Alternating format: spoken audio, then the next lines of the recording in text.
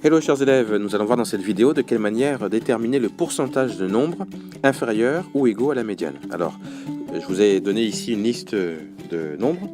Alors, ils ont été classés dans l'ordre croissant déjà.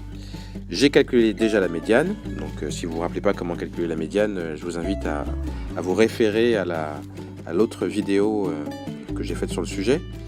Et là, on pose la question, quel est le pourcentage de nombres inférieurs ou égaux à la médiane? Alors d'abord, dans un premier temps, il faut savoir combien il y a de nombres inférieurs ou égaux à la médiane. La médiane ici, c'est 11. Quels sont les nombres qui sont plus petits ou égaux à la médiane? Eh bien, il y a le 2, le 5, le 6, le 10 et le 11, puisque ça peut être égal aussi à la médiane.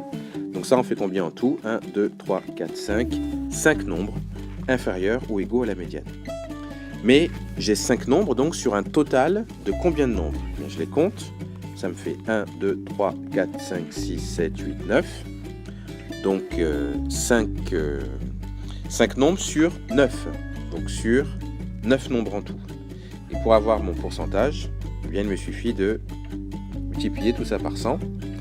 Quand on fait le calcul, eh bien, on obtient environ, je vais le marquer comme ça, environ 55,6% si on arrondit tout ça.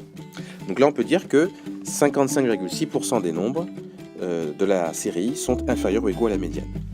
Quand on vous demande la même chose par rapport à Q1 ou à Q3, par exemple, les nombres qui sont inférieurs ou égaux à Q1, ou alors le pourcentage de nombres inférieurs ou égaux à Q1, ou le pourcentage de nombres inférieurs ou égaux à Q3, eh bien, c'est le même principe. On compte d'abord le nombre de nombres qu'il y a, on divise, le nombre de nombres qui correspondent à ce qui est demandé, on divise par le nombre total de données et on multiplie par 100, ce qui nous donne le pourcentage.